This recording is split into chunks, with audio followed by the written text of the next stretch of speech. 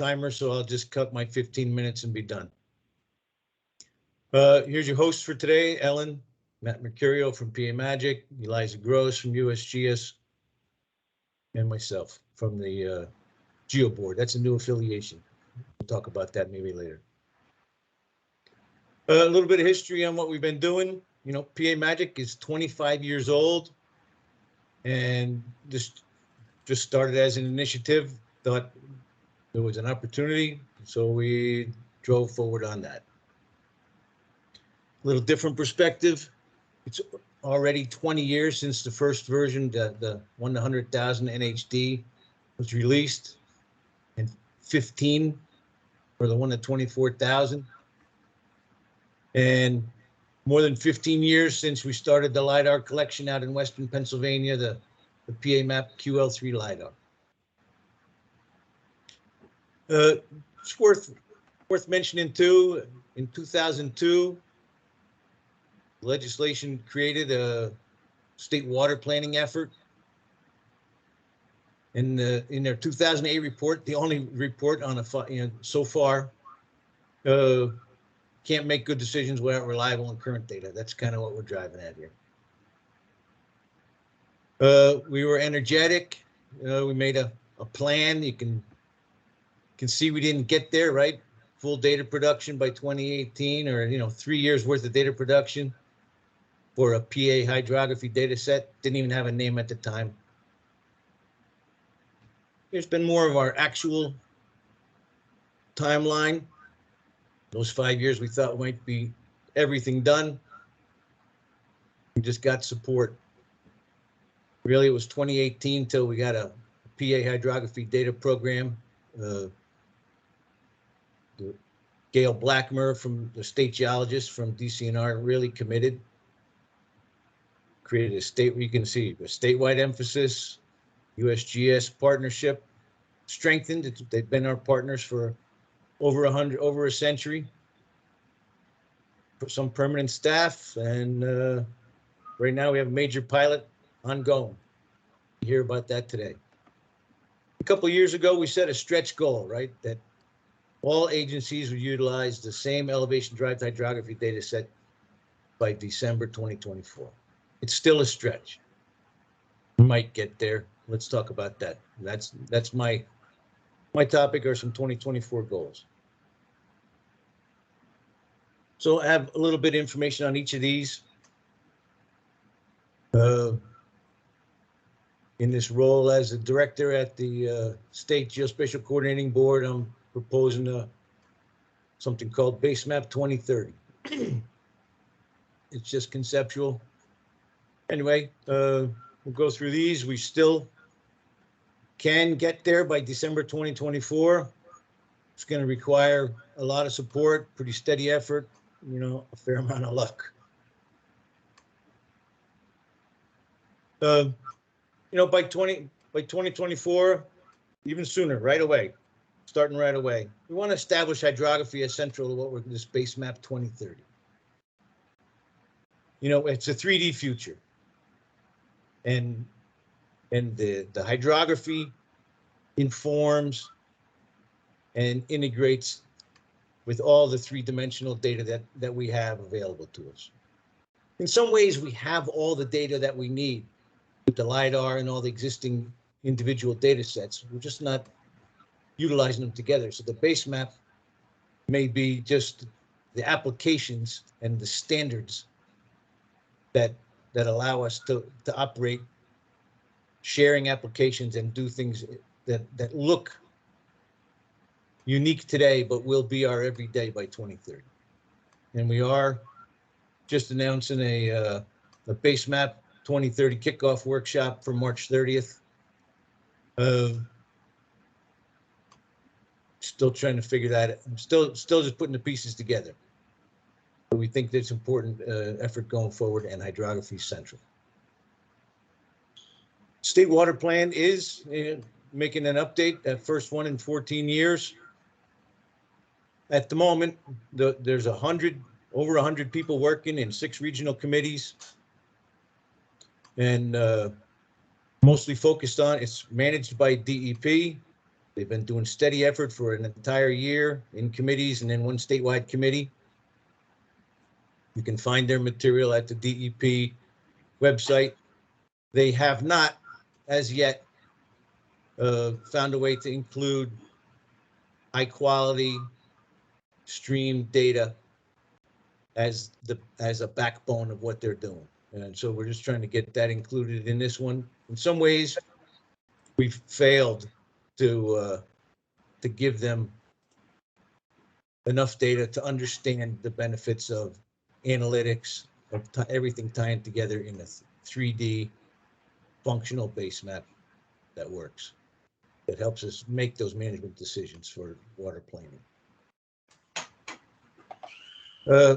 You'll hear some more today about the Raystown demonstration area, the 3,400 square miles of elevation derived hydrography, a USGS project supported by Natural Resource Conservation Service and FEMA. You can see we'd like to just keep expanding this demo area to kind of make this idea of a 3D PA more real all the time.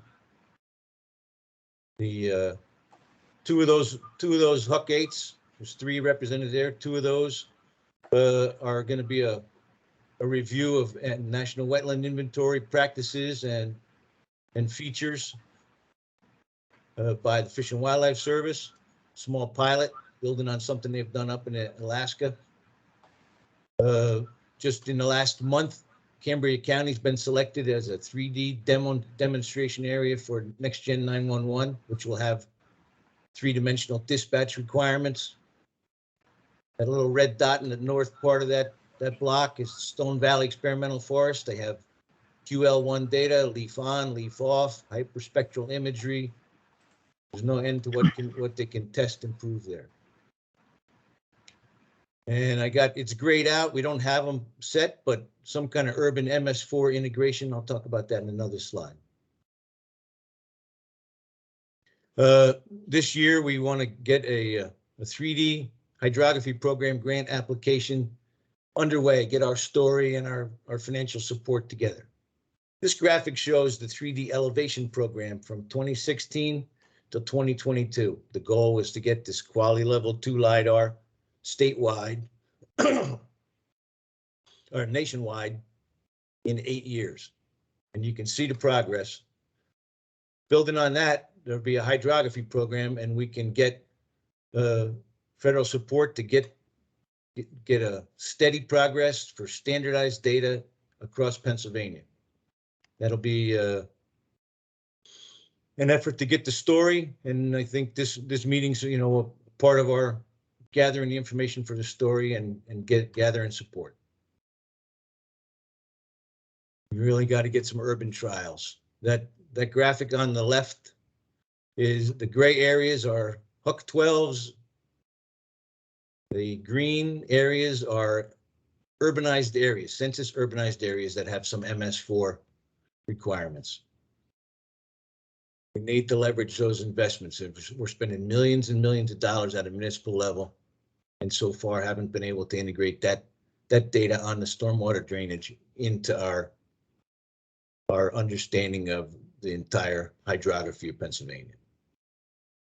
I think, one of the things that we're looking at Philadelphia and Pittsburgh. You'll hear a little bit more about Pittsburgh urban hydro from Matt Mercurio in a little while. But those are kind of daunting projects. You ought to find a way to get, even in that demonstration area, Johnstown or Lewistown or Altoona, some of those trials. We like the idea. We're trying to develop those ideas over this year. Still keeping a stretch goal. It helps us all to get ahead. That 3-dep was a stretch goal, 8 years to get QL2 LiDAR nationwide, and they're getting there. And what I'd like to, just for continuity between meetings, this was my last slide from last year, a call to action for a 3D PA. And just for continuity from year to year, over the next 75 minutes. Just think about where you might fit. You'll hear about some science, some projects, some dreams. See where you fit in. And I'm just gonna yield back 3 minutes, and most of you ought to be surprised about that. I'm going to turn this over to Eliza Gross to give us some national context. You can see the rest of the agenda coming, and I'll be back on at the end. Thank you very much for coming. It's exciting to see this many folks here. A lot of names I recognize, a lot of new ones. That's how we're going to grow. All right, let me turn it back.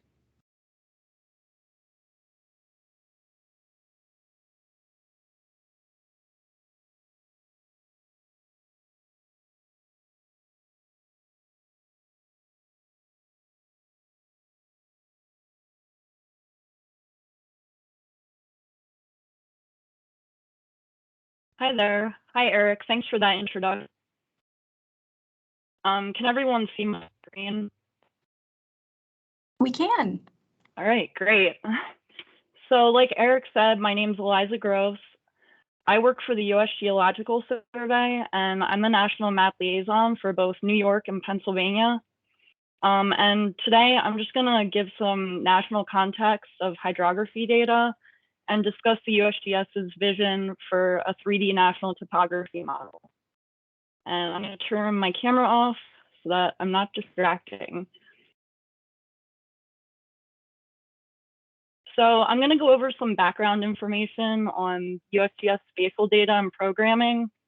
I'm going to go over the 3D national topography model and its development tracks, and interspersed in there, I'm going to talk about the status of elevation and hydrography components in Pennsylvania. Just some background about the USGS. We are one of several bureaus within the Department of the Interior. We work alongside other bureaus that people are familiar with, like the National Park Service or U.S. Fish and Wildlife. And USGS is made up of 5 different mission areas. Core Science Systems is highlighted up at the top there on the right. That's the mission area that I'm a part of.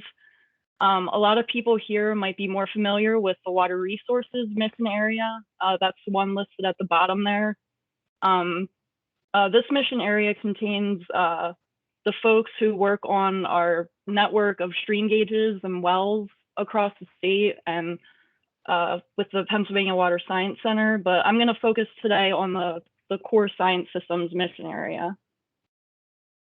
So within Core Science Systems is the National Geospatial Program, and the NGP provides a foundation of digital geospatial data.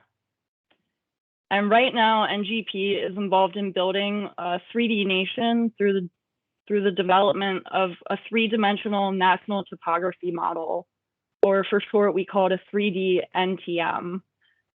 And we're working on this to support a broad range of applications. We want to be relevant in the 21st century with accurate 3D maps, and we want to be accurate to within centimeters. And we want to provide a national mapping framework that will be continuous from the peaks of the mountains to the depths of the waters. And we want to do this with coordinated and integrated products. So the 3D NTM has 4 development tracks, and these are all listed here, and I'm going to go through all of them. So the first development track here, it includes efforts to complete the national baseline elevation and hydrography data sets. And the elevation component of this track is the 3D elevation program. So if you don't know what the 3D elevation program is, it's a response to the growing needs for high quality topographic data and for a wide range of 3-dimensional representations of the nation's natural and constructive features. So the goal of this program is to provide the first ever national baseline of consistent high resolution topographic elevation data. And right now we're accomplishing this through nationwide LiDAR and we're collecting IFSAR data in Alaska. So if you don't know what LiDAR is, it stands for light detection and ranging. It uses radio waves or it uses light waves.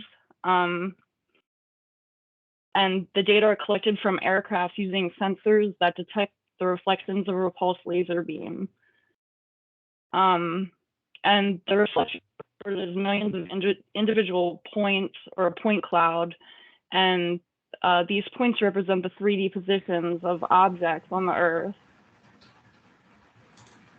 So on the other hand, IFSAR is a type of radar, and that's what we're using in Alaska. It has lower accuracy and is detailed than LiDAR.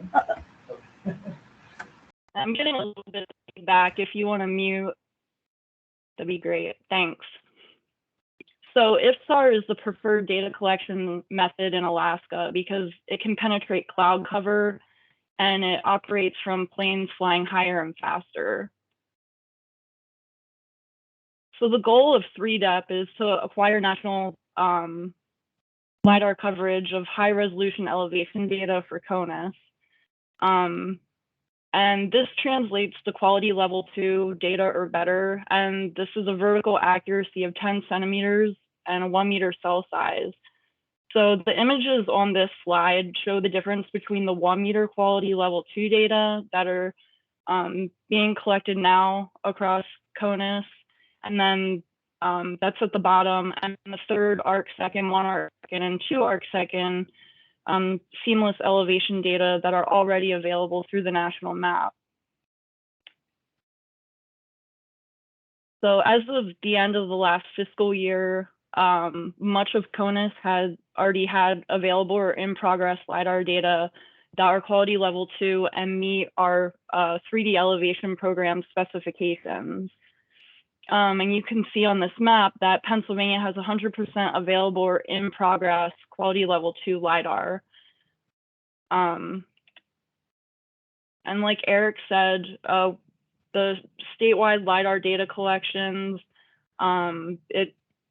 this map just shows the shading. It represents acquisition year and season for all the different LiDAR collects across the state.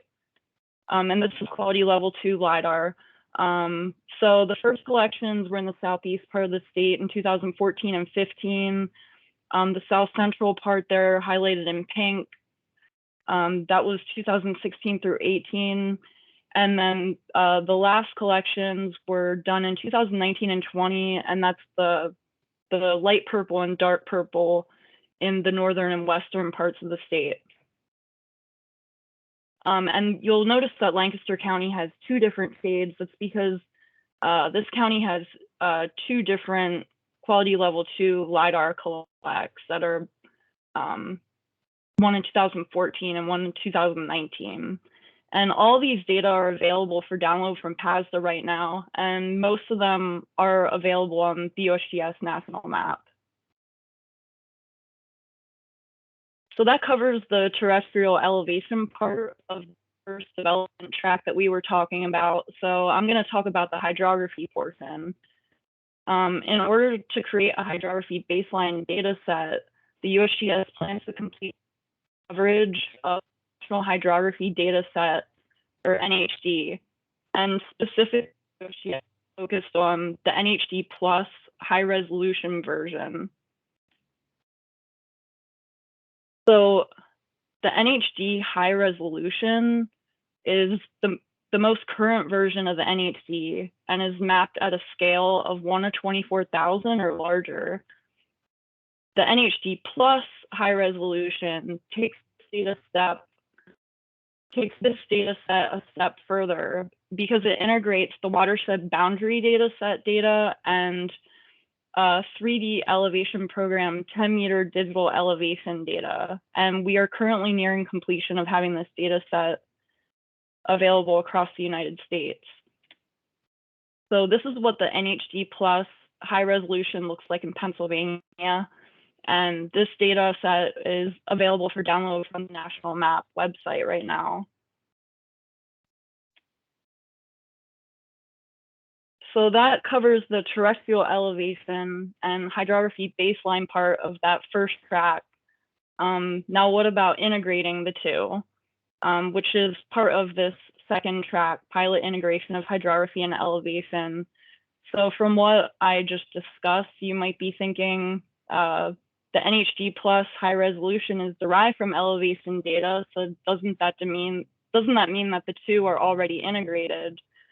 Well, the 10-meter elevation data that the NHD plus high resolution data are integrated with are not as accurate as the quality level 2 elevation data that we're collecting now. So deriving hydrography data from quality level 2 elevation data and tying it to accurate elevation values will greatly improve the accuracy and connectivity of this data set for a multitude of applications. So this will not only lead to an increase in accuracy, but it'll lead to an increase in feature density. And you can see that from this video here. You can see the difference between the NHD data in pink and the blue is hydrography data that were derived from elevation data. And this was taken from a pilot project that was completed in Alaska using the IFSAR data collected there. And you can see the increase in accuracy and density of features. Another cool application of this accurate data is we could do things with it like show more accurate portrayals of the hydrography across the landscape, use it for flood modeling. For example, this video shows elevation-derived hydrography data from an initial test pilot that we completed out in Colorado. And you can just drape the spatial data over some elevation data and imagery, and you have a pretty cool representation of the landscape. So to talk more about our pilot projects that we have going on, we had several initial test pilot projects that were conducted in CONUS. Then we started working in Alaska, and now we're coming back and working more widely on several projects in CONUS. So the first projects in CONUS, these involve 5 10-digit hydrologic unit code or HUC-10 initial test pilot projects. 2 of these HUC-10s were in Colorado, 2 were in Delaware, Maryland, and 1 was in Central Virginia. And these pilot projects were basically used to build inspection procedures, test specifications, and really try to understand how much it would cost to complete a HUC-10 size area for elevation-derived hydrography. In 2019, the USGS began pilot projects in 2 HUC-8s in Alaska, and this was due to the wide availability of IFSAR data across the state and some state-specific funding initiatives. Since then, that original pilot project has expanded to include 10 HUC-8 units in the northern part of the state, and future plans are to continue developing elevation-derived hydrography across the whole state. After the Alaska pilot projects began, the USGS released elevation-derived hydrography specifications and representation, extraction, attribution, delineation rules. And these documents were created to provide guidance for contractors who were working on these projects. Around the time that these documents were released, Southeast Texas, we began a pilot project there.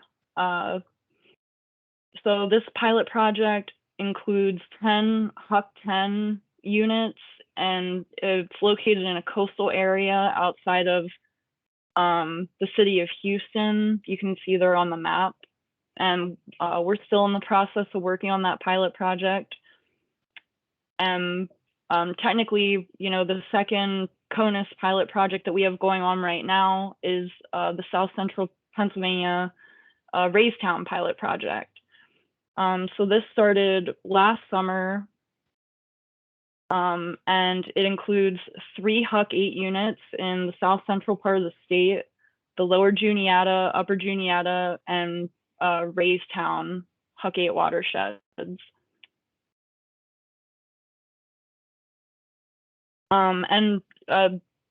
This project is going to be talked about a lot more in another session. But just to give a broad overview, we started off with a kickoff meeting last July. And next, the contractor delineated a sample data set for a Huck 12. And it was the area in yellow there on the map, the lower Kissaquillas Creek. And USGS reviewed that sample data and provided feedback. And then the contractor used the feedback to make corrections and continue work on the remaining lower Juniata Huck 8 that's in light blue there. And we are continuing to work on that project right now. So that's in progress. So all of these hydrography pilot projects that I just kind of went over are informing the third development track, which includes a major effort to design and implement the next generation of integrated data for elevation hydrography. This development track includes forming a 3D hydrography program, the 3D HT that Eric mentioned during his presentation. And the purpose of this program is to operationalize the derivation of hydrography from elevation data. And this program will include a major effort to design and implement the next generation of integrated data for elevation hydrography, which includes adding connections like groundwater, engineered hydrologic systems, and wetlands. So adding connections to engineered hydrologic systems is already taking place. In Washington, D.C., a project was completed where stormwater drainage infrastructure data were compiled and used to fill in an urban hydrographic data gap that was present in the NHD. You can see before and after photos of what the NHD looked like in the Washington, D.C. area. This project was coordinated by my colleague, Roger Barlow. He's with the NGP also. I saw him signed into this call, and he's working with Matt Mercurio on trying to have something similar completed for Pittsburgh. And I think they're going to get into that later today, too. So the final track of the 3D National Topography Model is more future-oriented and involves a lot of research and development, working on a 3D data model that will really truly integrate the elevation hydrography data and then integrate other components and layers that we have available through the national map. So in conclusion, the 3D National Topography Model is our new vision to integrate elevation hydrography data sets. This is intended to provide a foundational data to critical like the FEMA Future of Flood Risk Data, National Water Model, the Clean Water Act, and the National Landslides Preparedness Act. And with the 3D National Topography Model supporting multiple new vintages of data coverage and increased accuracy, it will also enable emerging applications that will define the future. So that's it for today. Feel free to contact me if you have any questions. And I'm going to pass the presentation over to Ellen Fears. Hey, thank you, Eliza. That was really informative, really great. I do want to take a moment. Some of you may know that I somewhat recently had a new manager hired. So I would like to introduce my manager, Al Giuseppe. Hello, everyone. This is just an introduction. So I'm Al Giuseppe. I'm the new manager of the Geologic and Geographic Information Services at the Pennsylvania Geological Survey. Now 4 months on the job, so I'm still getting to know everyone, and I'm very excited to be working with you. I do want to take a moment to bring up something Eric had in his introduction slides, a line about the Broad Top Coalfield 3D geologic pilot program that's going on right now with the help of Civic Mapper. So there's a shout out to Civic Mapper. But I wanted to let you know, as part of this effort to bring in the 3D world that we live in, the survey has taken on the ambitious goal of creating a three-dimensional geologic model of the entire state. So that's one of the things that we're going to be working on over the next 8 years to bring this idea to reality, and it dovetailed nicely into the objectives of the 3D world that Eric mentioned earlier. So again, just saying hi, introducing myself. It's great to meet everyone, and I really look forward to working with you guys in the future. Hey, thank you, Al. I'm just going to take a moment and share my screen.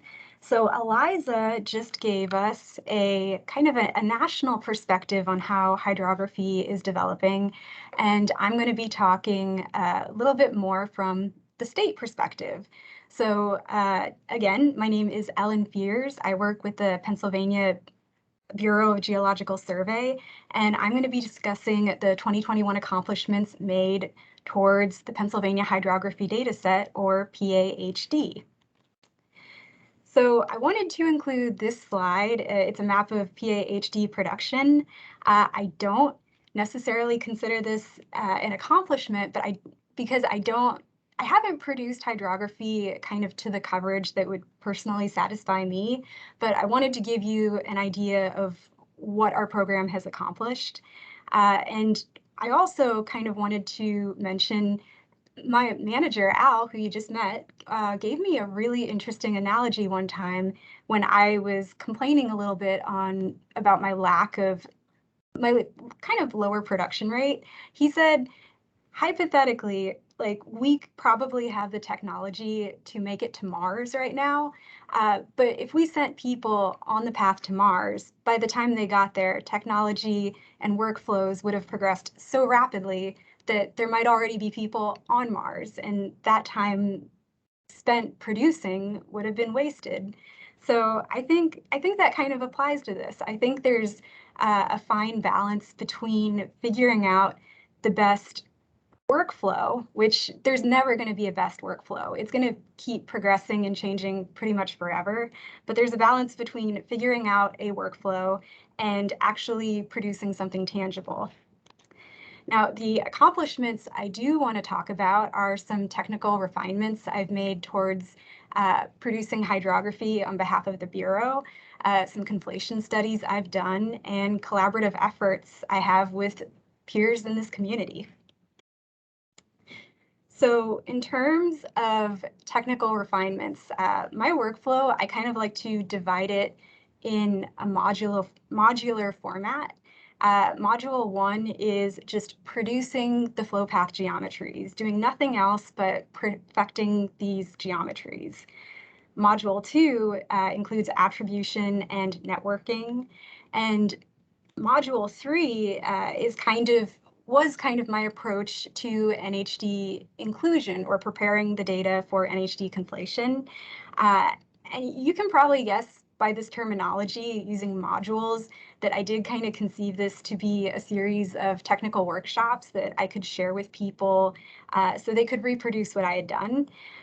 In that light, there have been enough changes to the NHD I shouldn't say NHD acceptance standards, the standards for elevation-derived hydrography, that I don't want to spend too much time belaboring the differences between the NHD and the PaHD, because I think these acceptance criteria are still in flux. And I think that's completely understandable, because it's really hard to know what you don't know, and it's really hard to predict what kind of data people are going to submit. So I'm not going to spend too much time discussing how I differentiate the schema between the NHD and PaHD. So my first module, the first step in the first module is just generic data preparation, which is setting the stage to kind of work with this elevation data, which, as Eliza touched on, is QL2 quality LiDAR or better. The second step in my workflow for producing hydrography is geomorphon analysis. And here I have images of a channel extent geomorphon, what I call a buffered channel extent geomorphon, and a valley extent geomorphon. And each of these, if you're unfamiliar, it's a form of landform classification. And those of you who are members of NSGIC, you might recall a few months ago we had a really great presentation by Matthew Baker discussing his application of geomorphon analysis to hydro production. And a lot of pretty much the geomorphon aspect of my workflow is heavily influenced by his and David Saavedra's work. So if you are a member and you haven't seen his presentation, I highly encourage you to check it out. If you are not a NSGIC member, I encourage you to become a NSGIC member and still check it out. Okay. Now, what I do after geomorphon production, I perform a series of connectivity calculations. So I have these three outputs from my geomorphon analysis. And as you can see from this image, there's quite a lot of noise that's picked up by each of these different products. So I perform a couple of calculations to determine connectivity. And I will set a threshold depending on the setting. Generally, it's something like 2,500 cells, and anything above this threshold, I consider probably pretty likely to represent some kind of flow feature. Anything below that threshold, I just consider to be spurious data. And once I have kind of winnowed out that noise, I do successive masking using these products against one another to further constrain themselves. So anything outside of the channel extent product will, if it's represented in the valley extent or the buffered channel extent, that data will be removed, and likewise for the other two products. So as you can see from this image, that drastically winnows down the data we're looking at to the point where there are some, in the hillshade, there are some very obvious channelized features that are not represented by the data. And these features will be reintroduced, hopefully through least cost analysis. This is another concept that comes from Matt Baker and David Saavedra's work. However, I should be completely upfront with my workflow. I do not script any of these tools myself. I use pretty much all out-of-the-box tools that come from Esri. And for least cost analysis in Arc Pro, I use the Optimal Regions Connections tool. So I create a cost surface, and I use this tool to determine which paths between these segments I have would be least costly. And I use that to connect up all these little disarticulated flow path segments. Finally, I have to perform a series of manual edits. And I picked these lovely stock photos because I think they do a good job of representing kind of what I look like when I go through manual editing. It can be incredibly frustrating to go through, and it can be incredibly time consuming. But to this point, I remember when I was first hired, one of our main goals as a bureau was to figure out how to automate hydrography production. I have not been able to do that to my satisfaction. So currently, manual edits are still very much a part of my workflow. Now, the second module of my workflow, again, is focused on attribution and networking. So the first thing I do with the geometries I've produced is go through and correct junctions and pseudonodes. And if you look at this image, the red X, you can see represents a split from this one highlighted segment where it meets another flow path line. And this split doesn't represent a junction. If we go a little bit upstream, it could potentially represent the start of a culvert feature, but it doesn't. So this is an incorrect split that needs to be remedied. Whereas if we go upstream a little bit, you see that yellow dot. That represents what should be a junction point. However, you can see with this highlighted line, there is no split at that junction, so I would have to apply a split.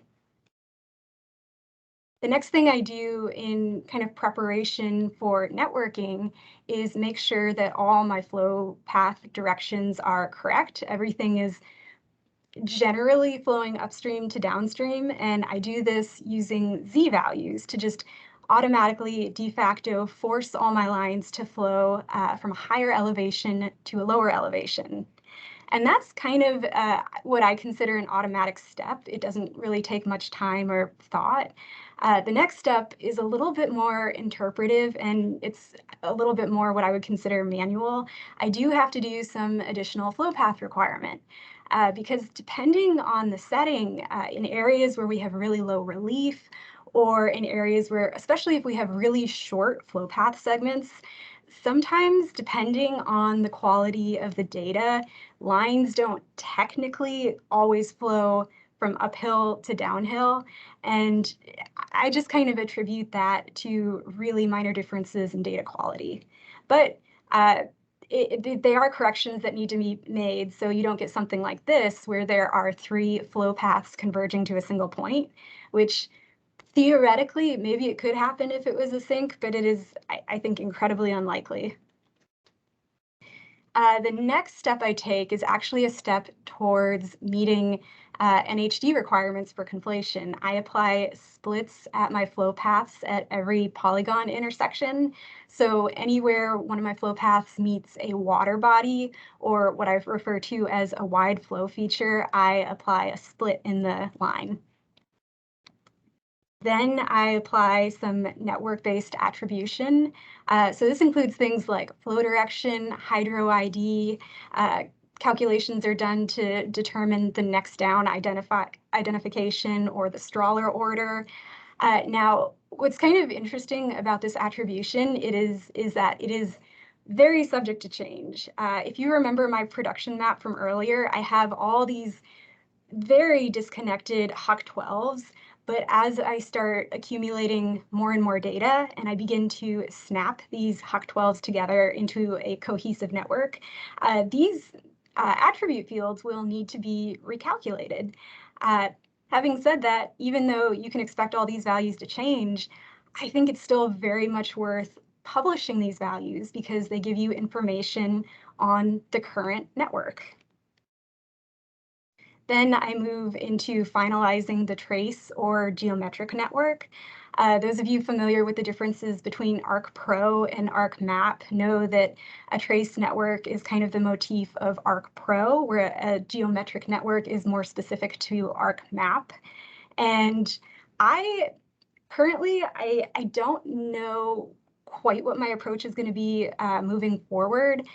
This year, pretty much when we hired Al, there has begun to be a big push in our bureau from ArcMap to ArcPro, which I am a big fan of, but that means a push from geometric networks to trace networks. So likely what is going to happen is, my guess is that we are going to start publishing PaHD as trace networks, but when it comes time to submitting data for elevation-derived hydrography evaluation on the part of the USGS, so essentially for NHD conflation, that data will probably be submitted in the form of a geometric network because that is what the USGS requires. Then I transfer NHD plus high-resolution attribution to equivalent PaHD features. And this is an important step because it preserves information like permanent identifiers. However, the bad thing kind of about this step is that it also preserves any correct attribution in the NHD. So if a line has an incorrect F code, that incorrect F code will be preserved in the transfer from the NHD to PaHD. Or if the F code was correct in the NHD, but due to evolution in geometry, a new F code is more appropriate. I haven't spent time updating that F code to reflect the changes in geometry. But that brings me to the final step of Module 2, which is more manual edits. So one thing I want to focus more time on moving forward is applying these updates to make the attribution in PaHD as accurate as possible. Now, another accomplishment I want to spend some time on is conflation. I've been performing some conflation studies to better understand how to go about incorporating external hydrography data sets into PaHD. So the example I'm going to go over here is the conflation of the Allegheny County hydrography data into PaHD. So I have found that in conflation, data sets, they all have strengths and weaknesses, and Allegheny County, I think, was relatively easy to conflate because the geometries were absolutely beautiful. They did not need a lot of editing, but the attribution kind of needed to be brought up to PaHD standards. So my steps towards conflation included checking for correct flow directions, which was pretty easy because, again, these geometries were pretty good. Making sure the flow paths were correctly networked, making sure, and this was the more time-consuming step, kind of bringing the attribution up to what is appropriate for PaHD, which I do want to mention, in my mind, because PaHD attribution is based so heavily on the existing NHD, I really do think conflation to PaHD is one step closer to conflation with EDH or the NHD. And of course, I had to make sure these geometries were accurate to QL2 products at a 1 to 2400 scale. And again, this was probably the easiest part of this conflation effort. And if you look at the image on the screen, if you look at the purple lines showing the extent of the Allegheny County hydrography, I did have to make a few changes, and you can kind of see them here. Pretty much the geometries that existed in the Allegheny County data set were fantastic. I just needed to represent a few features that weren't included in the initial data set. And I wanted to point that out because I kind of wanted to discuss how I go about maintaining citations for data. So in PaHD, there is a field called feature source that has the originator of each geometry. So if you look at the image on the right, you can see there are a series of these flow path segments that have been highlighted. And in the accompanying attribution, you can see that those features were generated by the Pennsylvania Geological Survey. So if you compare that to the features that are not highlighted, those are attributed to the Allegheny County GIS division. And it's kind of through this field that I hope to maintain the origin of every single geometry. So you can kind of trace it back to the individual producer, or at least that is the intention. And this is just kind of a progress map of the Huck 12s that I have conflated in Allegheny County.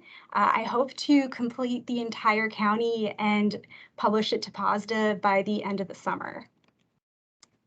And the final accomplishment I want to discuss on the state level is collaborative efforts. So first off the bat, the USGS has been incredibly helpful. I want to produce data that is good enough for NHD inclusion, and they've made it pretty easy by supplying me with an MGGeo database so I can learn the required schema.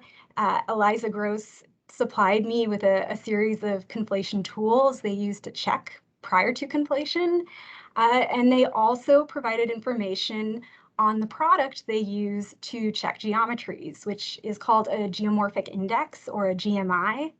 And that is what this image is showing here.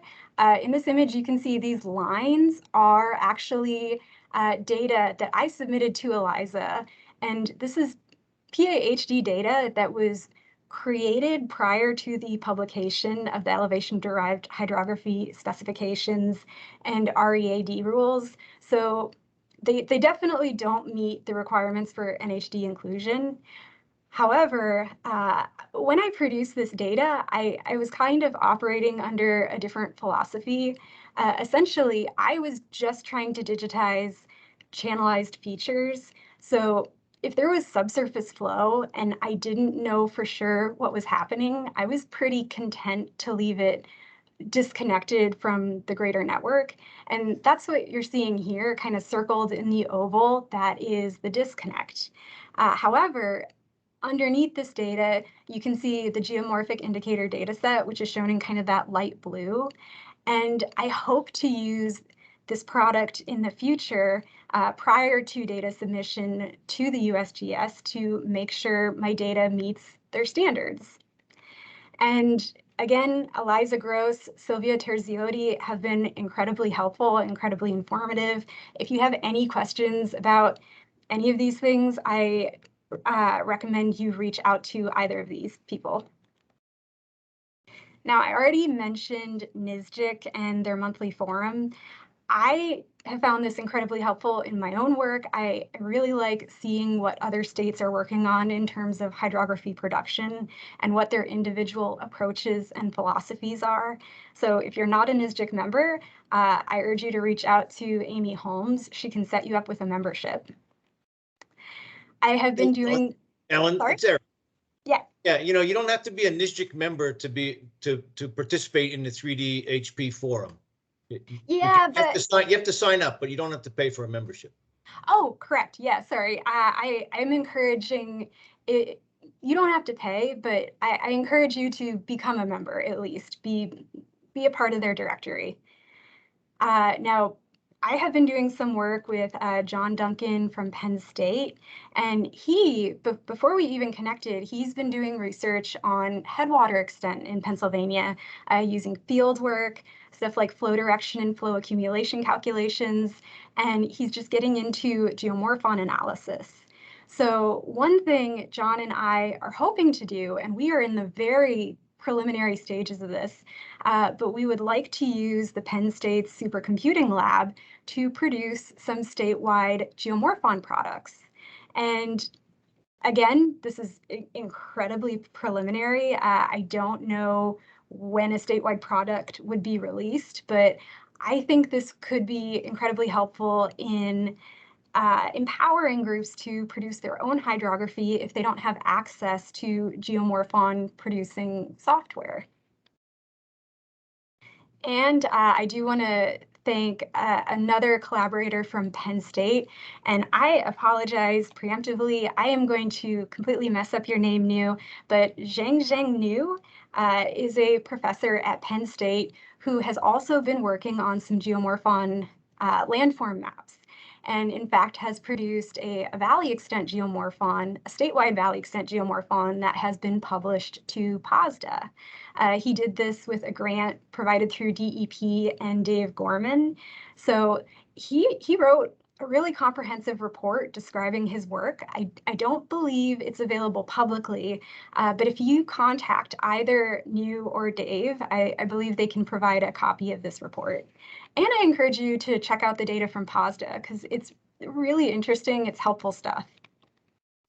And I just want to say thank you to, if I didn't mention you in this presentation, it's not because you haven't been incredibly helpful, it's just my own mistake. But I do want to thank the greater hydrographic community.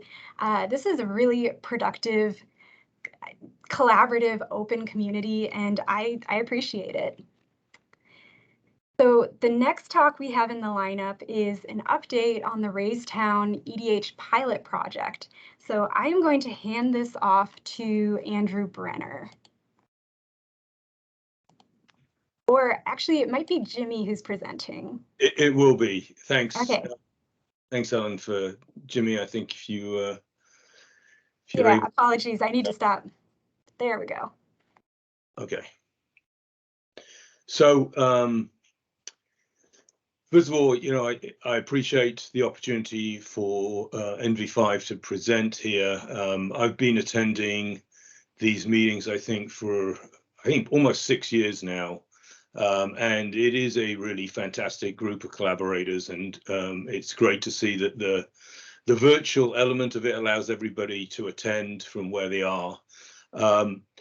So over the last few years, we've been working very closely with USGS on the specifications and how to get from LiDAR datasets to a fully compliant 3D HP dataset. And so we have been given the opportunity to sort of run that in, out of the pilot phase, but in sort of more of a production phase for these 3 Huck-8s in central Pennsylvania. Because everyone's heard me talk about flow accumulation and connections before, I'm going to hand this over to Jimmy Mongi, who is the assistant team lead for the hydro program out of our Corvallis office, and he's going to take you through some stuff that will sound familiar. It will be similar to some of the things that Ellen has been talking about, and hopefully give you some idea of the complexity of moving from LiDAR to 3D HP. Jimmy, over to you. Thank you, Andrew, for that introduction. Yeah, so once again, my name is Jimmy. I'm the assistant team lead for NV5 Geospatial's elevation-derived hydrography program. I help manage the technical team that helps develop hydrography data and finalize and ultimately conflate it and integrate it with desired data sets, typically in conjunction with the U.S. Geologic Survey 3-dimensional hydrography program. I'm going to turn off my camera to kind of avoid any interruptions here. So the Raystown, Pennsylvania Hydrographic Update Project marks NV5 Geospatial's 3rd large-scale task order from the U.S. Geologic Survey to produce data for their 3-dimensional hydrography program.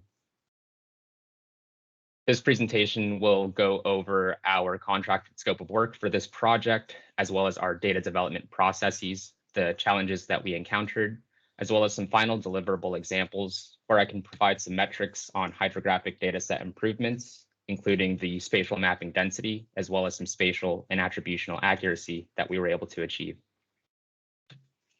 The primary objective of this project was to delineate elevation-derived hydrographic point, line, and polygon features in South Central Pennsylvania using LiDAR-derived digital elevation models. The end goal was to produce these data for compilation into the USGS 3-dimensional hydrography program dataset, which aims to align hydrography and elevation data for various surface water mapping applications. Prior to the specs that are outlined by the 3D HP, traditional hydrographic mapping resulted in relatively low spatial accuracy and mapping density, as you can see in the graphic on the right. So our workflows aim to improve upon these 2 parameters. The contracted area of interest includes 3 8-digit hydrologic units in South Central Pennsylvania, covering just over 3,400 square miles of land. These hydrologic units include the upper and lower Juniata River, as well as the Raystown Lake subbasin. The landscape can be described by the predominant ridge and valley Appalachian mountains that are present in this area. Carbonate karst topography also covers a large swath, which provided some unique challenges when attempting to delineate a completely connected surface hydrographic network. The area is predominantly deciduous forest with some smaller developed land cover types, including farming and agriculture classifications. Our beginning to end workflow can be broken down for the most part into 6 individual components. The process begins with data collection, where we collect water body and 2-dimensional river break lines for 3D HP dataset integration. At this point, digital elevation models are prepared for hydro delineation through the process of hydro enforcement, which is necessary to generate the derivative raster datasets to produce our 1-dimensional flowline network. Once delineated, the data is passed to trained technicians to manually review and edit the 3D HP flow lines for potential inaccuracies. Once reviewed, the linear features go through an XY smoothing process to remove unnecessary vertices that cause flow lines to appear rasterized, as well as Z-value extraction to ensure a consistent downhill trend in elevation values across the flowline network. To add further attributional accuracy, The flow lines are segmented to include non-surface hydrographic connections, such as culverts and terrain breaches, the latter of which are most predominant in those areas of karst topography. The data is then finalized by matching the desired schema so that it can be delivered to the client for data set completion. 5 previously acquired LiDAR datasets with a 1 meter resolution at the quality level 2 were obtained from the USGS 3-dimensional elevation program to generate our necessary digital elevation models. Prior to developing the data, we also gathered LiDAR-derived break lines that are used to hydroflatten these LiDAR datasets to identify river channels greater than 30 meters wide and water bodies with a surface area of 2 acres or more.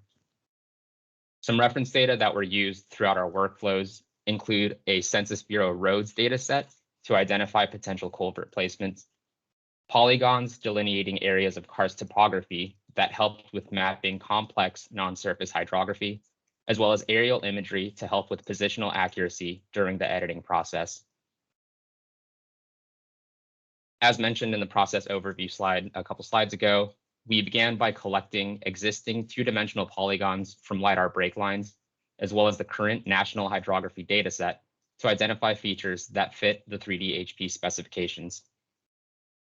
Some raster products that were produced from the digital elevation models that are useful for hydrographic delineation include flow direction, flow accumulation, as well as a geomorphic index layer. This geomorphic index, or GMI, is a combination of various topographic analyses to identify the probable presence of hydrographic channels, which helps with positional accuracy as well as mapping density.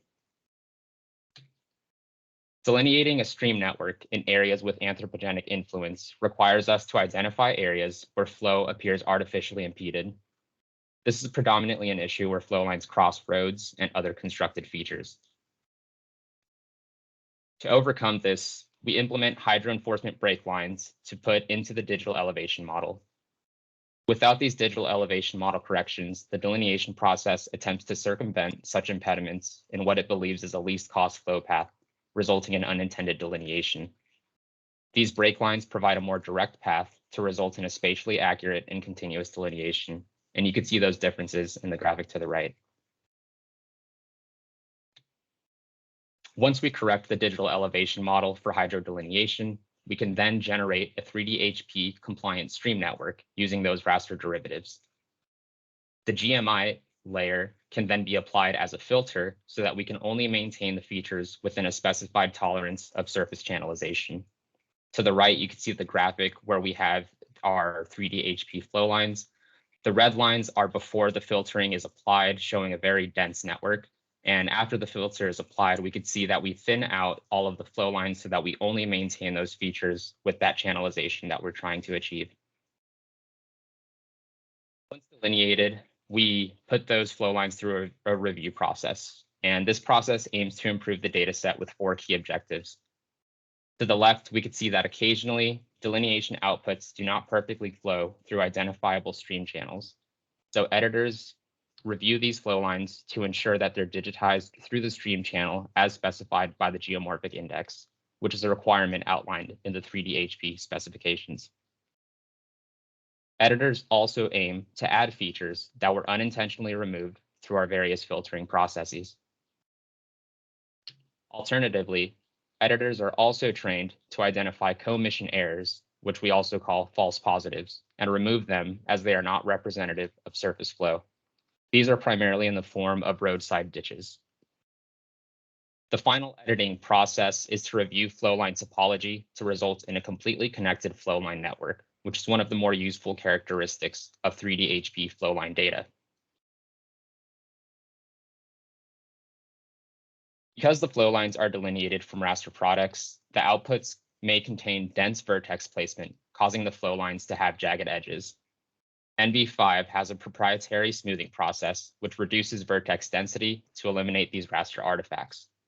Our techniques improve upon standard smoothing processes to prevent oversimplification, ensuring the flow lines remain within designated channels. The 3-dimensional component of the 3D hydrography program requires flow lines to have a consistent downhill trend throughout the stream network.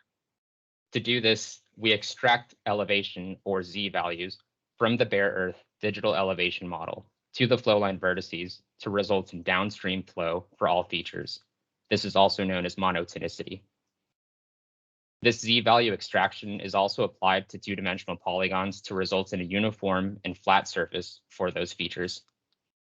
Monotonicity is propagated throughout the entire flowline network to ensure vertical accuracy from the headwaters upstream all the way down to the final drainage point of the hydrologic unit.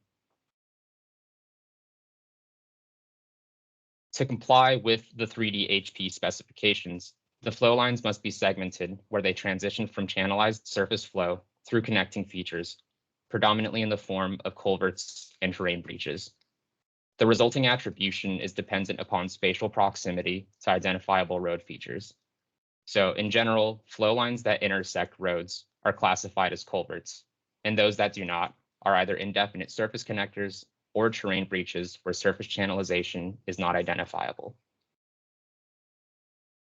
This segmentation process is where we primarily encountered challenges with our established workflows. As much as we'd like to fully automate feature segmentation, the process does require manual review for omission errors due to z-value discrepancies resulting from the digital elevation model's resolution. Here, editors must manually split and classify such non-surface connectors that were not identified during our automated processes. Occasionally, false attribution may also occur when flow lines are near road features, requiring manual reclassification and merging with adjacent stream flow lines. We also experienced a lack of road data in unmapped areas, which can result in false attribution, where segments were classified as terrain breaches through our automated process, where they are more accurately described as culverts. Some further challenges that we encountered were in those areas of karst topography. This karst topography that's present in the area of interest caused the lack of identifiable surface flow line channelization, making it difficult to result in a completely connected flow line network. To overcome this challenge, we identified these areas of karst and used connector features in the 3D HP dataset schema to connect this indeterminate hydrography with the rest of the surface flow lines. Occasionally, the modeling process will delineate flow exiting these areas of karst that's consistent with the general flow direction of the landscape's drainage.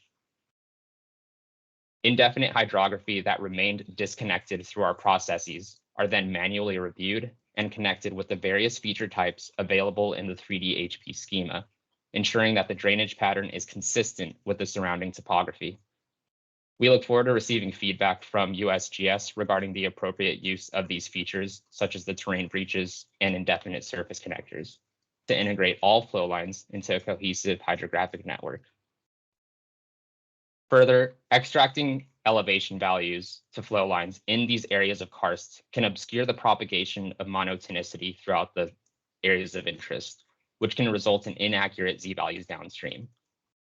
We had to correct for this unintended outcome by running multiple downhill z-value enforcement processes while iteratively omitting the flow lines within areas of karst to ensure all non-connector features did result in that desired downhill trend. Once those challenges were appropriately addressed, the data goes through a finalization review process to ensure node agreement for connectivity across all hydrologic units, vertex spacing to comply with the 3D HP specifications, as well as complete feature classification as outlined by the 3D HP schema. At this point, the 3D HP points, lines, and polygons can be delivered in various coordinate reference systems, and they're accompanied by their metadata, as well as a detailed process report listing the used data sources, software tools and processes, and the procedures that we used for accuracy assessment and validation of project data with respect to the specifications. To date, we've delivered two of the contracted hydrologic units for this project, and I'd like to note some of the particular improvements that we were able to achieve through these processes. Prior to performing the 3D HP compliant dataset updates, the legacy NHD for the lower Juniata watershed contained just over 2,600 miles of hydrography flow lines. The elevation-derived hydrography that we generated contains over 7,500 miles of flow lines, representing a 2.82 density increase of mapped features. Using the high resolution elevation data allowed not only for the improved resolution and mapping density of the hydrography, but it also improved spatial accuracy for all features within the area of interest. Just earlier this week, we also delivered the Upper Juniata watershed, where we were able to achieve a 2.6 density increase of flow lines from 1,800 miles to 4,800 miles of mapped hydrography. We expect to submit the final delivery for the Rays Town Lake Subbasin in the coming weeks. We look forward to continuing the refinement of our program's processes to produce dataset updates throughout the continental US as well as other states. And I'm happy to provide contact information to our lead analysts and technical domain experts if you have any further questions. And I'll defer the rest of the time to the next presenter. Okay, that was great, Jimmy. And when we provide the link to the recording post-workshop, we will also include Andrew and Jimmy's contact information. Thank you, Ellen. Yep. Next up, Matt and myself are going to be discussing some 2022 plans. Matt, would you like to go first? Yes, I would like to go first. Thank you for asking. And I'd like to go last too, but I can only go once today, so I'm only going to go once. So we show you guys, a little thing that we've been talking about in terms of hydrology in the urban area. This stuff is fantastic. This is a very great group of people to work with. The PaMAGIC has been the sponsor for these workshops since the beginning of them, and we are happy to transition them over to the next group of people. So if you're interested, contact us at PaMAGIC and we can help you out. And similarly, many of the concepts I'm going to go over today about the urban edge of hydrology comes from the Pennsylvania Elevation Data Working Group, where we have a hydro application network that we meet with frequently about monthly to talk about all things hydrology. So if you're a hydrology nerd and you want to get in touch with someone on that group, the page is over here on SRBC site. You can take a look at it. And similarly, if you want to know more about PaMAGIC, please come over to our site and join if you are a GIS professional. And we're only doing more cool things, so stay tuned on that. So why am I here talking to you today? For the past 5 or so years, I've been working with Three Rivers Wet Weather and the Akasan Authority, dealing with the idea of source water reduction and the consent decree in Pittsburgh. There's a lot you can do. Google that. I've only got 5 minutes, but long and short of it is consent decree is here, and we really need to start determining, well, what are we going to do to start to address some of these issues in the long term? And for me, I said, well, we should do something with data. So I'm going to turn my video off so that we can preserve some bandwidth here. So, really get into this. This is a project concept. This is working with Roger from the USGS and from the folks in the team with Andrew doing the water work in DC, connecting the urban and the natural flow. In Pittsburgh, we have an exact same issue that we had in DC in terms of how do we connect data from surface flow, which we know is a hugely important issue, and with the subsurface flow, where it is our underground rivers. I'm going to start calling potholes now urban karsts, because I think that's a pretty good. It's what we're doing around here. Some of these potholes are just driven purely by underground flow and reduction.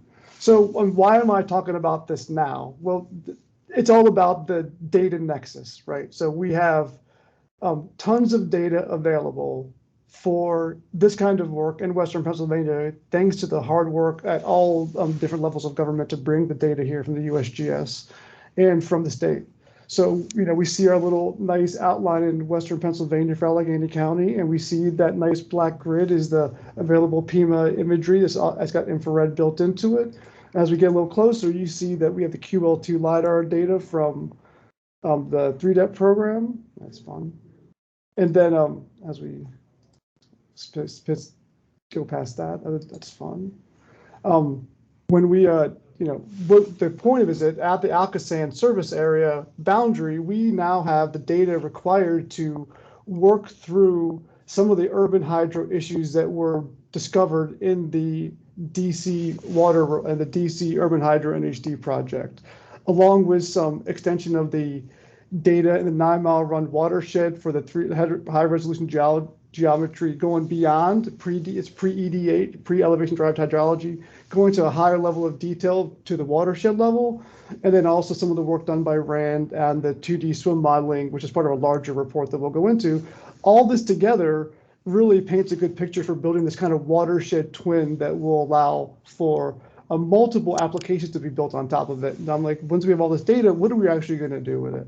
So the base of it all is really building the thing that Jimmy was talking about in the elevation-derived hydrology updated to the most current data sets, which would be the imagery from the county or from PEMA, or in the 2020 LiDAR data from 3D DEP. So this is just a quick, I'm not going to click zoom because last time I did something bad, but this is an idea of some densified data from the existing Allegheny County hydrology, focused more in on the urban flow in the 9 Mile Run watershed, sponsored by Upstream. Similarly, as we look at, what is actually causing, what is this water flowing through that's causing some of these potential issues, we really want to talk about what is on that land and what is the elevation change of that land over time. So one of the things that really got me interested in is not only getting the data for land cover, but making sure that we get this data updated. So we see there's two different data sets here. On the left-hand side is 2010, the right-hand side is 2013. They're purposely different colors. We have different data sets that have different extents. We have different high-resolution data sets that are different classification systems, but they are extraordinarily helpful when trying to classify how water flows through a natural and a built environment. We talk about, the availability of having actual three-dimensional imagery as a repeatable data set so that we can begin to see some of the change and see not only the natural slopes changing as we have, some geologic fun out here in Western Pennsylvania, but also as our urban landscapes change. And what are we going to do? If you're downstream of somebody, it's nice to know what's going on upstream of you. Similarly, it was really interesting to hear Ray's Town and Eliza and Ellen talk about them culverts, breached areas. We have a really great community of watershed organizations in the Pittsburgh, Western Pennsylvania area, and they are eager to do work to facilitate the cleanup of water. So we have these organized watersheds, which we can learn more about at livingwaters@pgh.org. And each one of those watersheds, I come back to 9 Mile Run. It is my home watershed, so I have a great affinity for it. And just the idea of having people that live close go put things in the place that they're supposed to be, in particular for things like culverts and stormwater inlets. In 9 Mile Run, we're not talking about a ton of area here. There's over 2,000 catch basins that had to be somewhat located to make some of the data more accurate. And if you use it to move it to the imagery or with a high resolution GPS to make it easy for people, we can reach out to folks so that when we are doing some of these analyses for breaches or karsting, we understand whether it's an actual man-made structure or, if it's not, and if we want people to get data, there could be some people at our disposal to help do that. So, and as we talk about other applications and things that we want to do to help the connection, for the past, 20 plus years, Thursday Weather has been collecting data from municipalities to assist in this communal view of the underground infrastructure network in the Occosan service area. The data is currently accessed, through credentialed services, but this little screenshot mashup shows you the kind of information that's available, and seeing what happened in DC and kind of data they were compiling, was able to draw some conclusions between the data required to do this extension of connecting the two data sets together at a large regional scale. And I'm not going to talk about cost here because the cost is potentially very large, but this is they got to put the ideas down somewhere. And this is the idea of actually getting out into the field and using some established data models for culvert data collection. Culverts have become the most popular topic in urban hydrology, I would say. And you're getting this data out into the field to let folks collect it that are close to it, but try to use it in a way that the data is useful for other items like, providing for urban flooding issues or for water quality issues. And then, much of what's you're going to see below this is all part of the project concept, but is really a large extension of what could be done to get the idea of, probably the main source of water, which we're dealing with, which is rainfall. So with rainfall, there are many tools that are available to be able to go out, extend, bring in there are actually some gauges going to be added to this network soon. So the idea is, okay, how do we extend this down to more citizen science and other lower sensors, even though we know that these sensors may not be totally accurate, but when it comes to having local data, is absolutely essential. And as a project concept, you can see that we're still under construction on many things.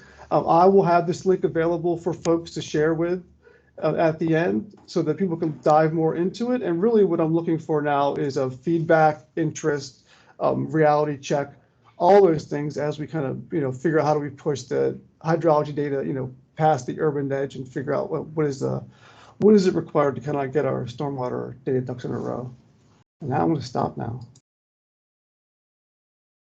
Awesome. Thank you, Matt. I am going to take over again. This is Ellen, in case you couldn't tell. I am going to take a kind of a page out of the other presenters' books and keep my camera turned off just to minimize distraction. Now, Matt was kind of talking about project plans from the perspective of urban work. So I am kind of coming from a much more rural ideology. A lot of my workflow, it's just not compatible in urban settings. Luckily for me, the majority of Pennsylvania does not qualify as urban settings. I am also talking about 2022 plans from the state perspective, as opposed to a national or more localized perspective. So the plans I want to discuss include an upcoming short course that I'm going to have at the PaGIS conference, PaHD production, elevation-derived hydrography schema updates, and process automation. So I have another kind of stock photo I picked out of a gentleman at his computer. I like to think that he looks so happy because he is participating in a hydrography technical workshop.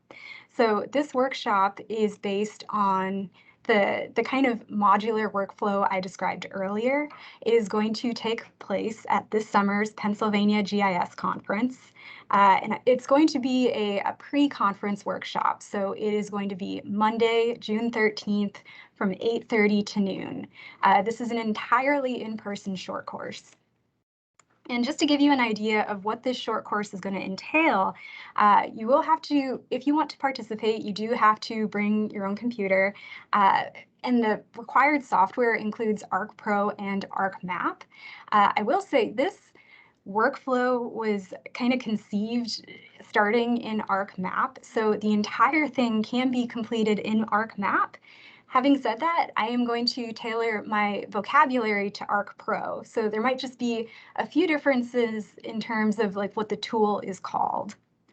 And looking at the differences between ArcMap and ArcPro, again, I already mentioned the difference between geometric networks and trace networks. In my work, I have found personally that ArcPro, the topology error inspector, can be a little bit buggy, but that might just be my own misunderstanding of the software. If you are interested in automation, ArcMap is comprised of Python 2 versus ArcPro's Python 3. And the biggest difference, and the reason why my bureau is making, one of the reasons why my bureau is making the shift from ArcMap to ArcPro, is that Esri plans to discontinue their support of ArcMap. And it will continue in ArcPro, presumably until there is the next, latest and greatest software upgrade. So this upcoming short course, again, it's modular. When I kind of wrote these technical workshops in these 3 modules, each module, when I did a dry run, took about 3 hours. I obviously won't have that much time at the Pennsylvania GIS conference, so I'm going to have to abbreviate a lot of what I would have normally shown, but I'm probably going to put an emphasis on Module 1, which is producing flow path geometries. And just a reminder of what that entails. Again, these are kind of the steps in Module 1 to realize completed geometries, but this does not include any kind of attribution. This does not include any kind of networking or network relationships. Module 2, which I hope to touch on a little bit of this during my short course. Again, the focus of Module 2 is on attribution and networking. And the reason I threw up these two screens with just kind of the list of the main steps again is if you are interested in attending my short course, I would absolutely love to hear from you prior to this event. If there are aspects of the workflow that you want me to emphasize or elucidate on, I would really be interested in hearing that. Having said that, registration for the Pennsylvania GIS Conference begins April 5th. And those of you who are on Sam Neely's mailing list, you may have seen that abstract submission has been extended to 4 p.m. on March 4th. So if you have a project that any GIS project can be submitted, but if you have a hydrography related project, I highly encourage you to submit an abstract to the PaGIS conference. Now, in terms of 2022 goals, again, PaHD production, I would like to increase my rate of data production, and there are a few ways I hope to accomplish this. The first being, I have started producing data for my coworkers. I work at the State Bureau of Geological Survey. I have a coworker named Aaron Beerley who is working on a state mapping project. He is working in the Newark Basin of southern Bucks County. He is working on mapping surficial and bedrock geology, and I am generating hydrography to serve as a base map for his data. And when his project is published, when his data is made available, this hydrography will be published in conjunction with that. Likewise, I have a coworker named Rosanna Bear who is working on an automated sinkhole detection study in Mifflin County. Her workflow is based on the workflow described in the short course that was put on by Daniel Doctor and John Wall. The difference is she is using PaHD as her hydrography or her geometries as opposed to the NHD used in Daniel Doctor and John Wall's short course. And she's had to change a few of the parameters in this workflow to accommodate a more accurate data set, but it seems like it's returned an increase in accurate identification of sinkhole features. So I have found that really promising.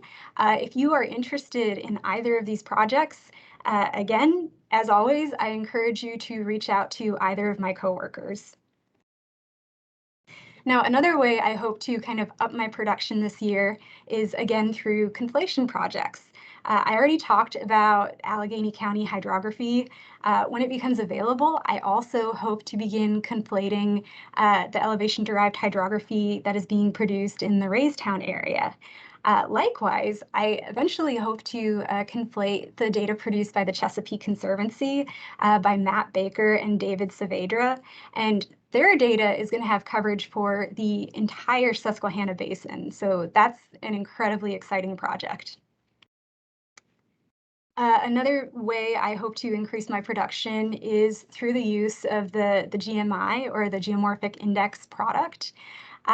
Because this product it's meant to identify channel features in elevation data. And one of the aspects of my workflow that I struggle with in terms of the most time-consuming part are probably just the manual edits. And one of the most difficult parts of that is identifying which features I really want to keep in my data set. I think this product has the potential to be incredibly useful in cutting down on the time spent determining what's a real flow feature, if that makes sense. And because this is the product being used by the USGS to check geometries, it's going to work twofold in terms of making sure PaHD is suitable for conflation with USGS hydrography. Now, the next goal I have in the upcoming year are application of schema upgrades that have been published for elevation-derived hydrography. If you are familiar with these two publications, the elevation-derived hydrography acquisition specifications and READ rules, these specifications have, since the publication of these documents, there have already been upgrades applied. And an example of those are some of the connector F codes. For instance, there has been a new F code introduced called the non-NHG dataset F code. This is an F code intended for flow path or flow line features that connect non-NHD datasets. And the example I show here is from the NWI. These purple polygons represent the NWI, and as you can see, there is this channelized feature kind of leading up to them, but there's no what I would consider definite connection. However, the likelihood that these features are unconnected from the overall hydrographic system is, I think it's pretty unlikely. So were I digitizing this data, I would probably connect up these features. And in doing so, I would label those flow path segments with the non-NHD dataset F code.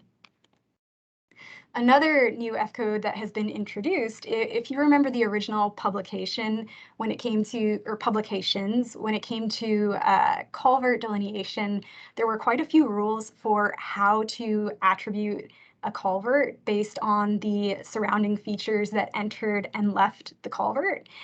These are no longer applicable. They have made it so much simpler. I really appreciate this. You just have to delineate these culvert features and identify them with a designated culvert F code, as shown here. Another update and yet another connecting feature is the indefinite surface F code.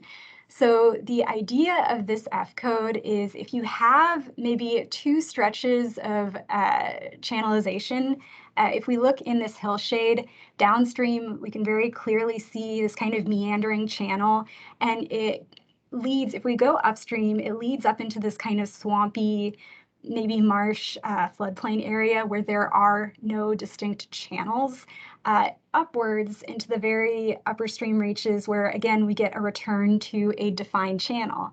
And this kind of blip from channelization into maybe subsurface flow into, again, defined channelization is reflected in the associated geomorphon product. We can do things like perform flow accumulation analysis, or construct the GMI product, or perform a least cost analysis. And any of those products would result in kind of the connectivity we're looking for between this upper stream reach and the lower stream reach. However, because this segment, again, is not a true channelized feature, we would use the indefinite source F code to differentiate it. And the final upgrade that I'm aware of to the elevation-derived hydrography schema is the terrain breach F code, which this, to my understanding, represents an artificial barrier structure in the elevation surface that is not man-made. So examples of this include landslides, moraines, glacial till, it's stuff like that. And the image here, I don't know that there are necessarily any good examples. I kind of struggled to find a good example of this, to be honest. But as these upgrades continue to be discussed, I think probably the USGS is going to provide a more concrete example of the application of this F code than I am able to do.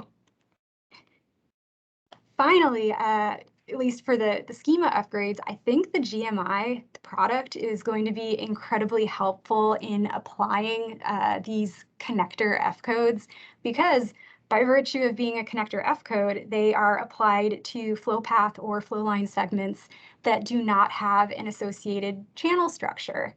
So with a GMI, which the purpose of which is to pick out channel structures, you can very easily identify which geometries have or do not have an associated channel structure, and then you can attribute them accordingly. And this is the final slide I have here. One of my goals for this year is a move towards automation. I do have a picture of a snake, which kind of indicates hope for Python scripting. I don't have that skill set yet, and this is something I've talked about before, but back when I was kind of straddling the line between ArcMap and ArcPro and Python 2 and Python 3, it was really hard to kind of settle on what I was going to do. However, right now, currently, I am trying to construct a series of models in Model Builder that can be prepackaged and shared with other data producers. And hopefully this will simplify the overall workflow, potentially make my technical workshops optional, although I think you should still attend my short course because I think it's important to understand the reasoning behind each of the steps I take. It also will improve reproducibility on the part of data producers and cut down on human error. Now that is the end of my presentation on 2022 plans at the state level. Our next discussion is on upcoming opportunities. And I am the first speaker there, so I am going to hand it off to myself. Let's see. So this is a really short presentation that myself, Eric, and Eliza are going to give discussing kind of aspirational ideas. There are no conclusions drawn in these slides. This is all just kind of food for thought, as far as I can tell. So I did want to touch briefly on data accessibility as just something to think about moving forward. And aspects of this include things like data location, data retrieval, the projected coordinate systems of the data and the techniques used to project that data, items that users expect to receive when they download this data, and of course, metadata. So in looking at these different aspects of data accessibility, Pennsylvania hydrography data, or PAHD, is currently what has been produced is available for download from PASDA, and we will continue to publish to PASDA. But one idea we have is to look into alternate avenues of sharing data, for instance, through publishing through ArcGIS Online. So if you look at the aspects of data accessibility, I think this has the potential to help us because data is becoming more available in multiple locations. We have a little bit more control over retrievability on the part of the user. As changes are made to projected coordinate systems, we can apply those changes a little bit more nimbly than in other data hosting areas. And we also have more control on what items are associated or posted concurrently with our data. And I have been told that ArcGIS Online makes the metadata writing process infinitely better. So I don't want to hold my breath too much, but I'm really looking forward to potential improvements as a result of this. Other thing I want to talk about is data maintenance. And aspects of data maintenance that I'm concerned with include things like maintaining geometries, attribution, networking relationships, and of course, metadata, because none of these things are constant. These are all going to continue to evolve, not just with technology, but as the literal actual water features evolve, these things are going to change. And this is going to be something that we're going to be hopefully we are going to be able to apply. Finally, I just wanted to touch on the opportunity for outreach, and this includes things like workshops or like my upcoming short course at the Pennsylvania GIS Conference, potential for publications. As I produce data for more of my coworkers, this data will be published in more formats and with additional context. Publication of intermediate products. And this is something that a lot of people have asked us about, like, especially in terms of like the geomorphon production. I personally, working as a state worker, have had issues in terms of accessing things like freeware in certain software on a government computer. So by providing these products for download, I really think it will empower people to begin producing their own data. And next up is Eric. Eric, if you want me to keep clicking through your slides, you can just start talking and let me know when you want me to move to the next slide. Okay, yeah, thanks, Ellen. I just have 3 slides, and mine are a little different than Ellen's. And then I got maybe when are you going to give me a chance for some concluding remarks? We'll do it at the soft adjourn, I guess. Yes. My slides are about the basins. This particular graphic kind of illustrates that work that's already being done to derive hydrography from the LIDAR, right? That purplish, that's exclusively done by the Chesapeake Conservancy. They have, really interesting techniques and a research approach. If you look in the southern region, there's a lot of duplication that I used to despair about, that we were doing the same thing a couple ways, but there's so much innovation going on that it gives us a chance to examine new techniques and compare the results, much like Ellen's doing. That Raystown area is being completed by the Chesapeake Conservancy, a couple small watersheds by Ellen, and we can compare all of them. We want to increase efficiency without stifling innovation, right? It is a period of really interesting development, but that's hopeful that there'll be the whole Chesapeake region complete first. The next slide, Ellen.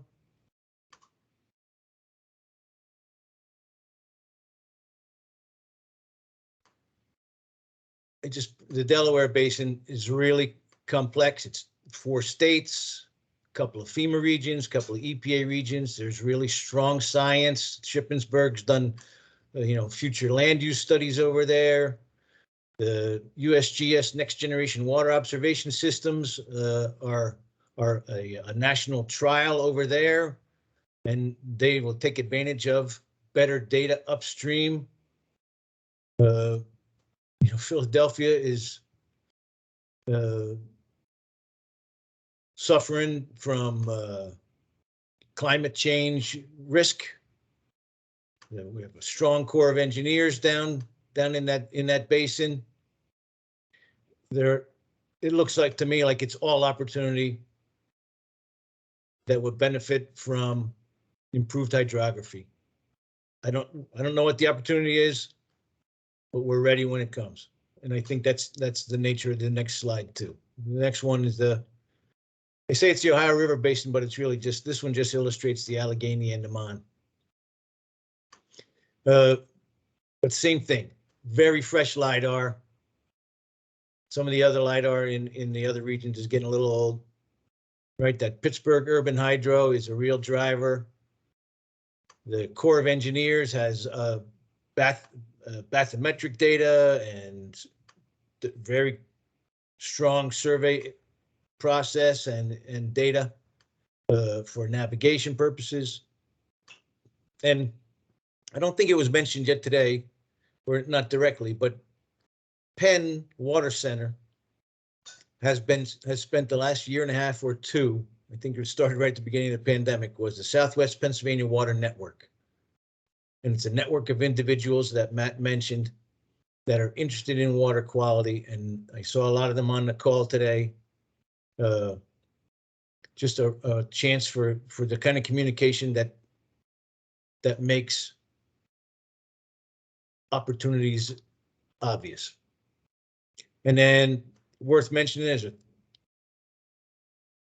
600 square miles Allegheny National Forest that's already got well-developed hydrography. Was one of the first practitioners of flow accumulation studies with the PaMAGIC LIDAR.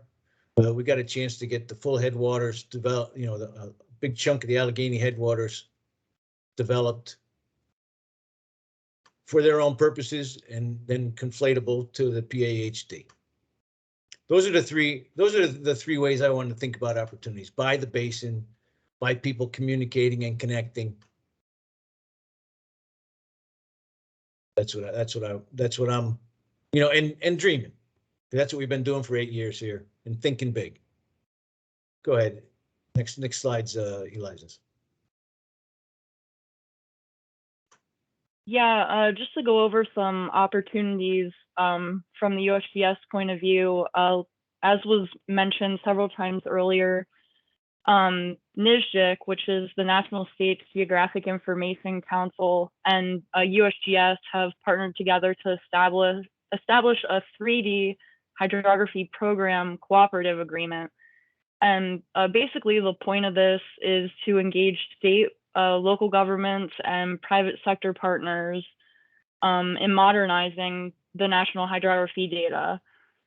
So what this cooperative agreement involves right now is a 3D HP monthly forum.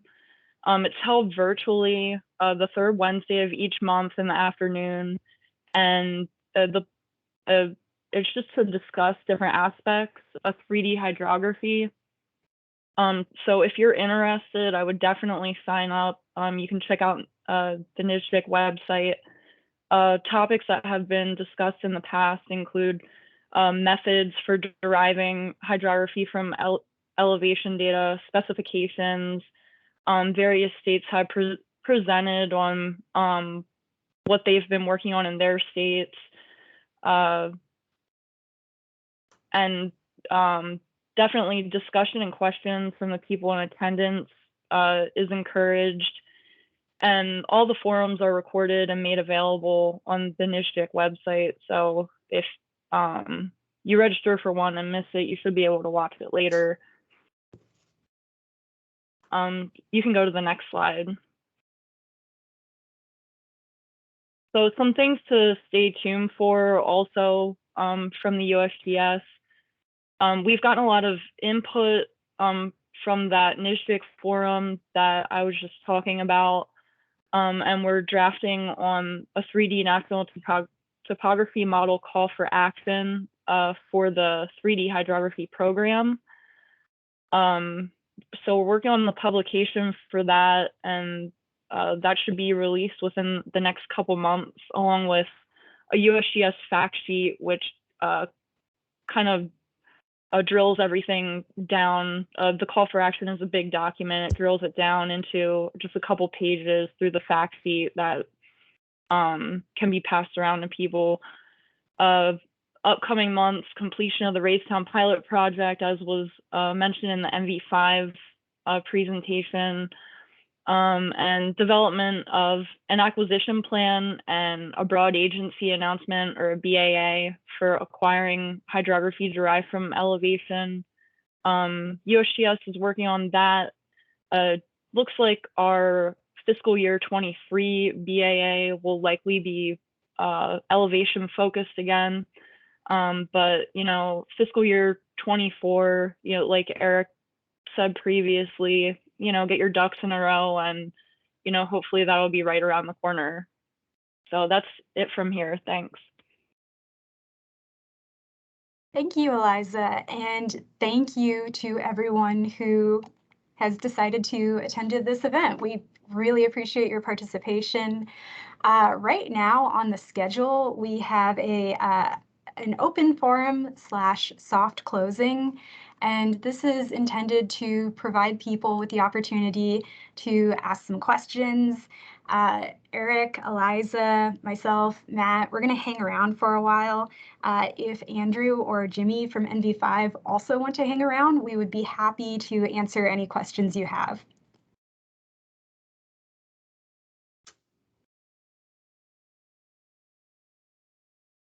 This is Eric. I would like to say, you know, the conversation's better in person.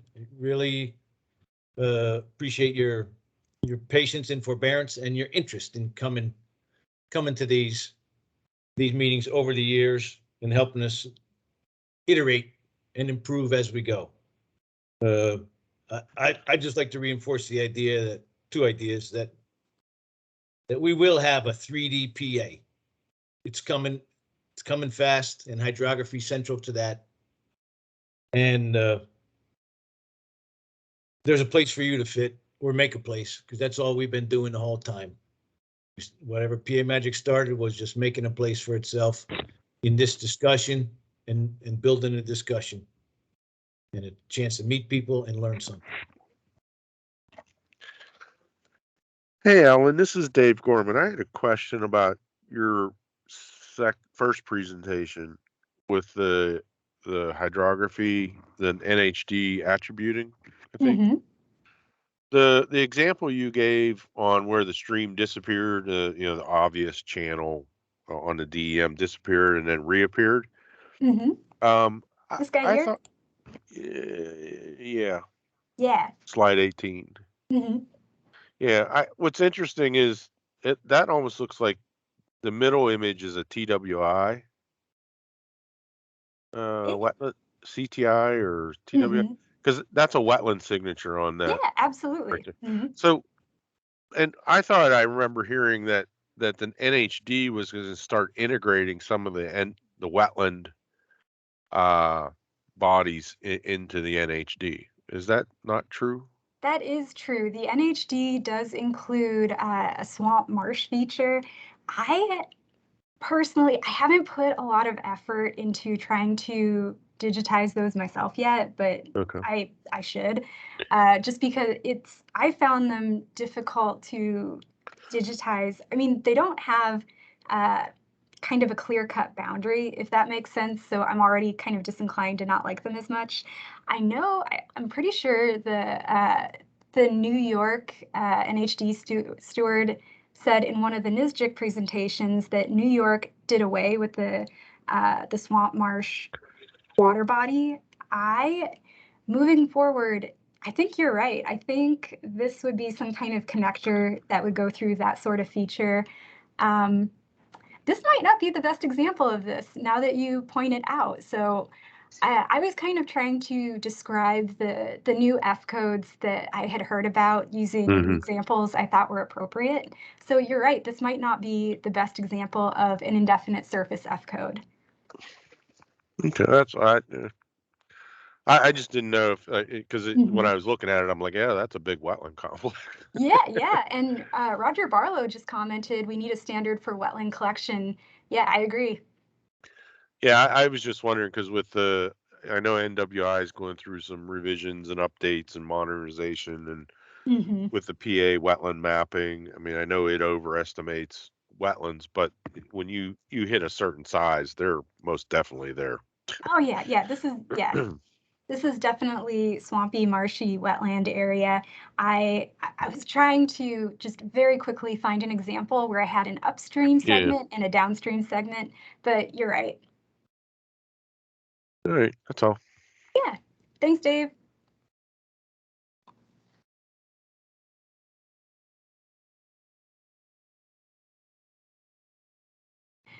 And I will ask, just while we have a little interlude in potential questions, if you have not already dropped your name and affiliation in the chat, if you could do so now, that would be much appreciated.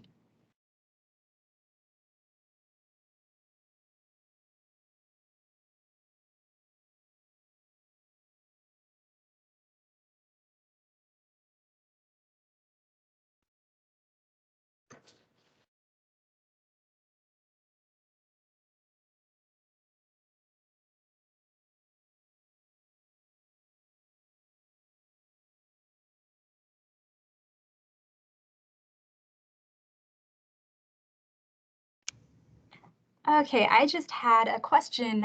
Will this recording be shared at some point? Absolutely. I don't know yet in what format we're going to share it, but it will be made available to everyone who's attended. I know a number of people wanted to attend this event, but it was, yeah, you're welcome, Michael. It was a little, the timing was a little odd. So it will be made available and you are welcome to share it with anyone you think may be interested.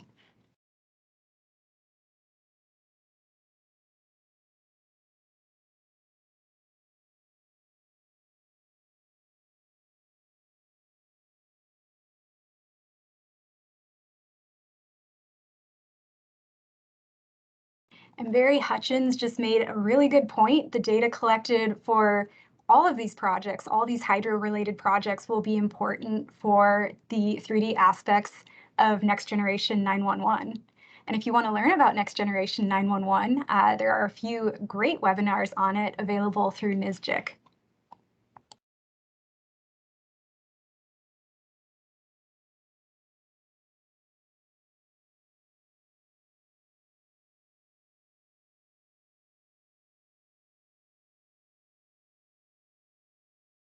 Okay, again, Eric, Eliza, and myself are going to hang around probably for the next 5 minutes or so. If no one has any questions, I think the plan is we're all going to log off at noon. Yeah, hopefully we can see some people at the PAGS conference this year. A little bit changed date, but I think there'll be lots of hydro talk going on. I'm really encouraged by all the excellent progress. So hopefully people can come in and help us along. Yeah, I saw Dean just commented that this is a lot more fun to do in person, and I fully agree.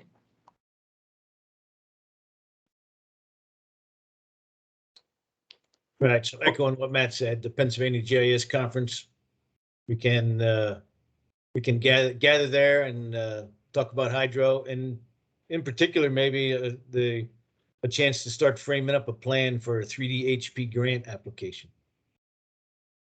Anybody wants to join me in that, please get a hold of me.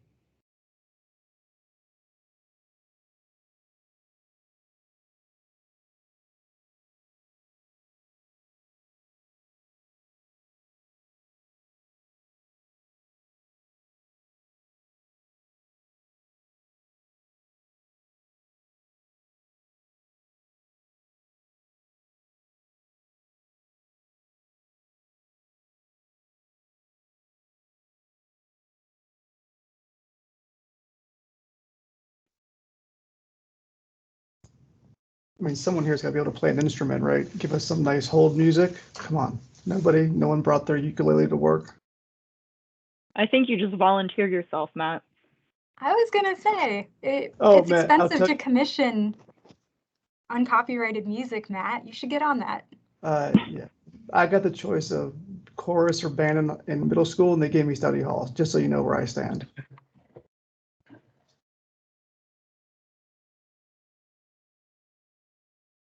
Hey, well, great job, everyone. Thanks for letting me tag along.